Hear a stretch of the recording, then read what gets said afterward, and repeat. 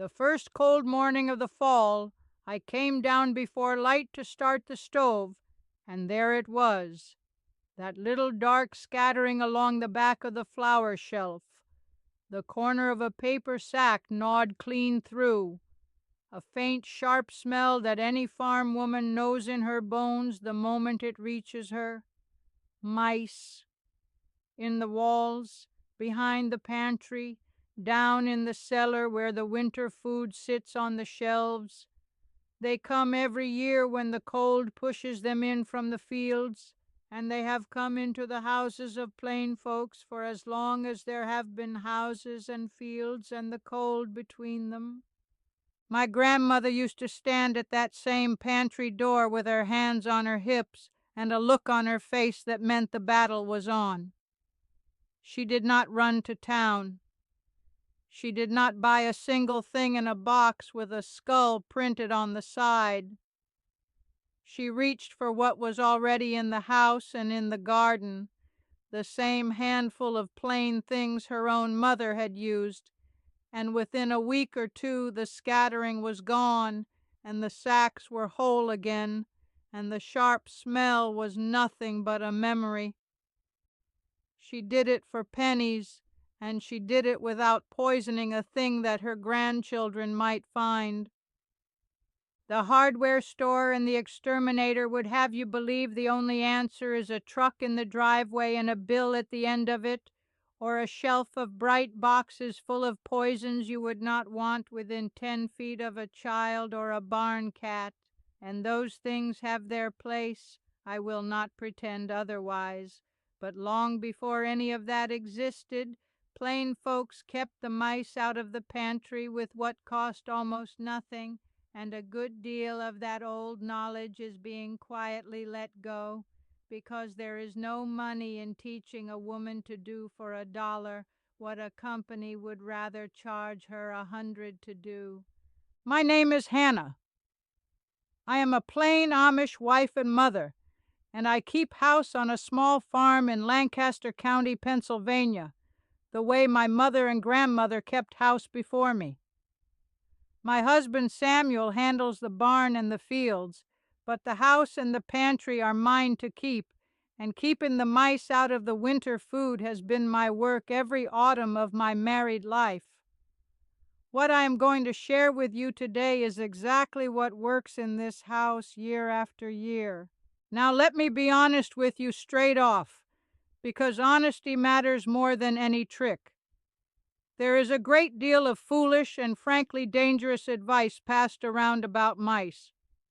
You will hear folks tell you to mix up a powder of plaster or cement with flour and set it out to be eaten. I will not tell you to do any such thing, and I would ask you not to. It is cruel. It does not work the way folks claim, and a bowl of deadly white powder sitting in a kitchen is a danger to every child, every dog, and every cat that comes near it. That is not the old way. The true old way, the way my grandmother kept, was never about filling the house with something deadly. It was about making the house a place a mouse does not want to be, and closing the doors it comes in by. Keep them out. That is the whole of it. You do not have to wage a war inside your own walls if they never get in to begin with.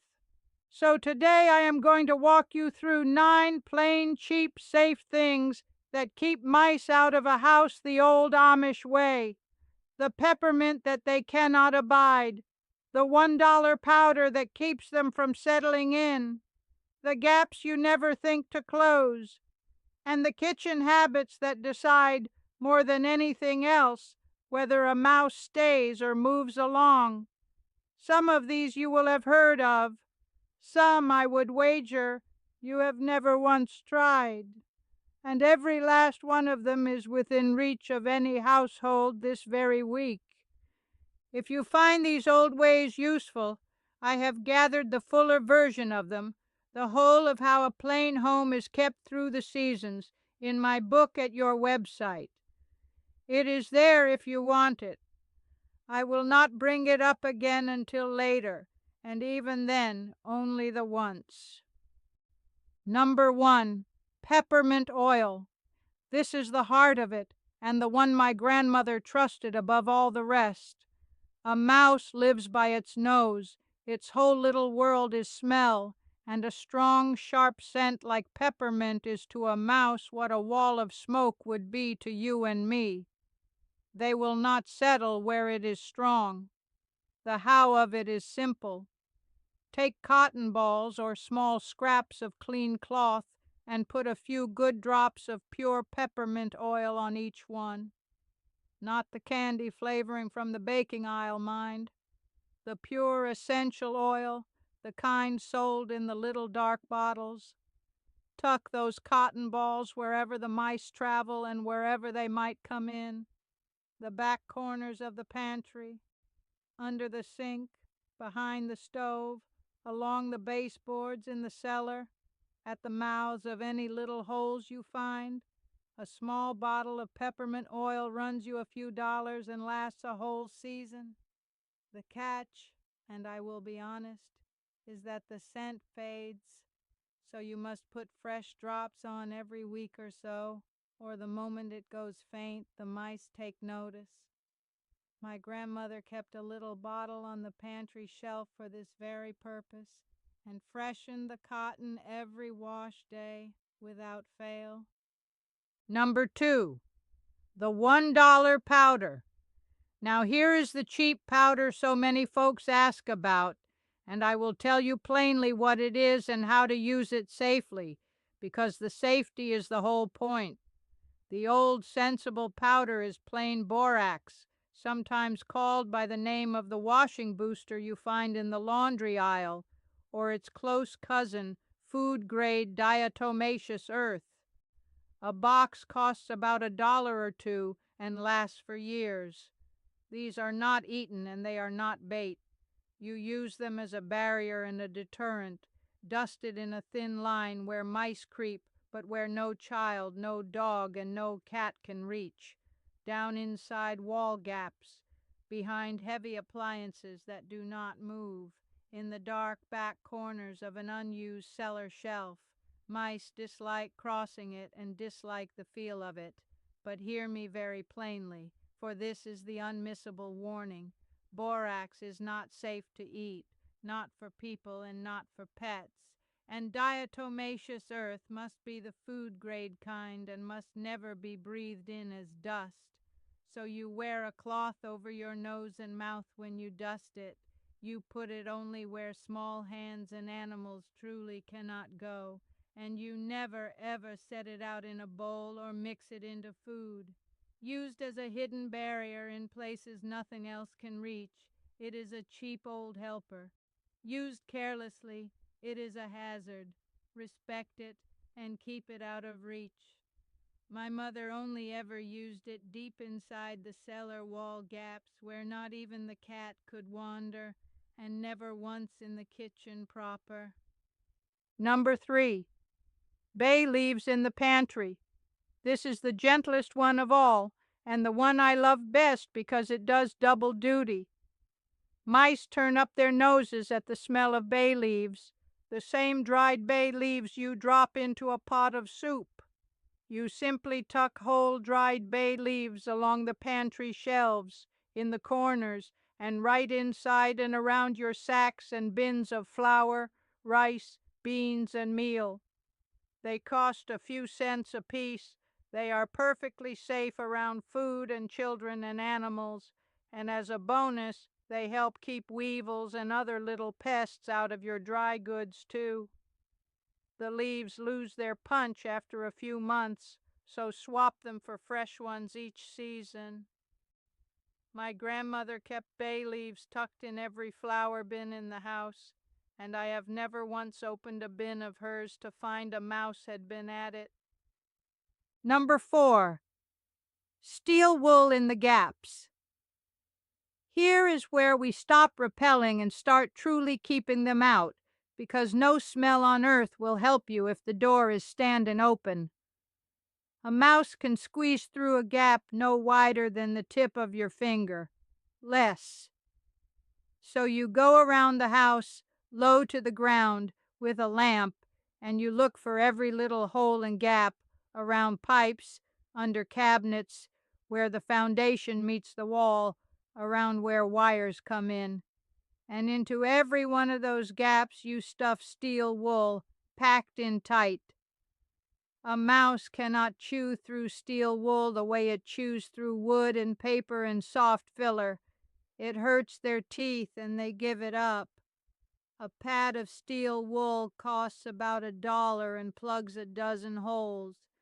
For the gaps that show, you can cover the steel wool over with a bit of caulk to hold it and hide it. Samuel walks the foundation with me every fall with a lamp and a bag of steel wool, and the year we did it properly was the year the scattering on the flower shelf finally stopped for good. Number 5. A clean pantry with everything sealed in glass and metal. This one costs you nothing but your own care, and it matters more than all the peppermint in Pennsylvania. A mouse comes into a house for one reason above all others: food. An open sack of flour, a torn box of crackers, crumbs swept into a corner and forgotten, a few dry beans spilled behind the bin. To a mouse that is a feast and an invitation. So you take away the invitation. Every dry good, every grain and flour and bean and meal goes into a jar of glass or a tin of metal with a tight lid, not paper, not cardboard, not soft plastic, for a mouse chews through all three in a single night. Glass and metal they cannot touch. My grandmother kept her whole pantry in glass jars and lidded crocks and metal tins, and folks thought it was only for tidiness, but she knew exactly what she was doing. A mouse that finds nothing to eat does not stay. It moves along to an easier house. Make yours the hard house. Number 6. Sweep the crumbs every single night. Hand in hand with the jars comes the habit, and it is the habit that decides it. My mother swept the kitchen floor every night before bed, under the table, along the baseboards, into the corners, and the crumbs went into the stove, not into a bin that sits in the warm kitchen overnight. The dishes were done and dried and put away, not left in the basin. The table was wiped clean. It takes 10 minutes at the end of the day, and those 10 minutes are worth more than any powder, because a mouse hunts by night, and a kitchen that is spotless by night gives a hungry mouse nothing to come for. Costs you nothing but the sweeping. My mother said a dirty kitchen feeds the mice and a clean one starves them, and in all my years I have never found her wrong. Before I go on to the last 3, let me say this once and not again. If these old ways of keeping a home are something you would like the whole of, the full collection of how my family keeps house through the seasons, I have gathered it into my book at your website. It is there if it serves you. Now, the final 3. Number 7. The cat, the oldest helper of all. I cannot give you a list of ways to keep mice out of a house and leave off the one that every farm has relied on since the beginning, and that is a good barn cat. A cat does not even need to catch a single mouse to do its work.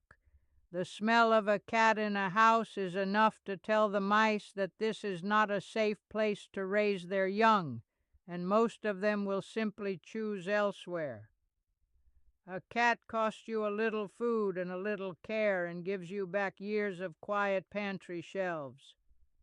We have always kept cats in this house, more for the pantry than for the lap, though they end up in laps all the same. The autumn our old Tabby passed, and before the new kitten grew into her work, was the very autumn the mice grew bold again. They know. They always know whether there is a cat. Number 8. used cloth and a little vinegar at the doorways. Here is a small one my grandmother swore by for the doorways and the cellar hatch, the big openings a mouse slips through when you open them to carry wood or food in and out. She kept the thresholds wiped down with strong vinegar, and she said the sharp smell of it confused and put off the mice that nosed around the doorways looking for a way in. A jug of plain white vinegar costs $1 or $2 and has 100 uses in a house besides this one. Wipe the door thresholds, the cellar hatch, and the window sills where you have seen droppings. It will not work miracles on its own, but as one piece of the whole it earns its keep, and unlike the powders, it is perfectly safe around everyone. I wipe the cellar hatch with vinegar every time I carry the autumn vegetables down, and the cellar stays quiet all winter. Number 9. Tend the outside, not just the inside. This last one is the one folks forget entirely, and it is the difference between mice that come once and mice that come every year. A mouse must travel from the field to your wall before it ever gets inside. So you make that travel hard. Keep the woodpile away from the house, not stacked against the wall where it makes a perfect ladder and a perfect hiding place. Cut back the tall grass and the weeds and the shrubs that touch the foundation. Keep the bird seed and the chicken feed in metal bins with tight lids, never in paper sacks in an open shed. Pick up the windfall fruit under the trees. Every bit of cover and food you take away from the outside of the house is a mouse that never makes it to the inside. Samuel keeps our woodpile a good 10 steps from the house now, and the difference it made the first year surprised even him. Now let me bring it all together for you, plain and practical, the way I would tell it to my own daughter setting up her first household. The whole of it comes down to 3 simple ideas, and if you remember nothing else, remember these. First, close the doors. Walk your house with a lamp, find every gap, and pack it with steel wool, because no repellent matters if the holes stay open. Second, take away the food. Everything dry into glass and metal with tight lids, and the floor swept clean every single night, because a mouse that finds nothing to eat will not stay. And third, make the place unpleasant for them, with peppermint oil freshened weekly at the corners and entry points, bay leaves in the pantry, vinegar at the thresholds, and a cat in the house. The borax and the diatomaceous earth are a help only deep in the hidden gaps where nothing living can reach, used with care and never near food, and never as bait. Do those 3 things together, and you will not need to wage any war inside your walls, because the mice will look at your house and decide, the way they decided about my grandmother's house and my mother's house and now mine, that it is simply too much trouble and not enough supper, and they will move along to an easier place. And that, I think, is the heart of the whole matter. There is no money to be made in teaching a woman that a $1 box of borax kept safely in a wall gap, a bottle of peppermint oil, a handful of bay leaves, and a clean swept floor will do what a man with a truck charges $100 to do. There is a great deal of money in the truck, and in the bright boxes of poison on the hardware shelf, and so the cheap old ways get called old-fashioned and quietly let go, household by household, until a woman stands at her pantry door in the cold of the fall and believes her only choice is to spend money she does not have. That is not so. It was never so. The old ways are still here, and they still work, and they cost so little that you lose nothing by trying them this very week. So here is the one small thing I want you to do today. before anything else. Take a lamp, get down low, and walk the inside of your house looking for gaps, around the pipes under your sink, behind the stove, where the foundation meets the wall in the cellar. Just look and find them. You will be astonished how many there are. And tomorrow, plug the worst of them with a dollar pad of steel wool. That one thing alone, the closing of the doors, will do more than anything else on this whole list. Then come back and tell me in the comments below. I want to know two things. Where did you find the mice were getting in, the gap that surprised you most? And what did your own mother or grandmother use against the mice, the old ways from your family that I did not name? Every valley and every family kept it a little differently, and so much of that knowledge gets lost forever when nobody writes it down. So write it here with me. I read every single one. And the next time we sit down together, since we have been speaking of keeping the pantry safe through the winter, I am going to show you the old Amish way we store a whole winter's worth of potatoes, onions, and apples in the cellar so they keep firm and sweet clear through to spring without a refrigerator and without spoiling. Subscribe so it does not pass you by. Until then, close the doors, sweep the floor, keep a little peppermint at the corners, and remember that the best kept house is not the one with the most poison on the shelf, but the one a mouse takes one look at and decides to leave alone. That is how my grandmother did it, and that is how it is still done in any plain house that remembers.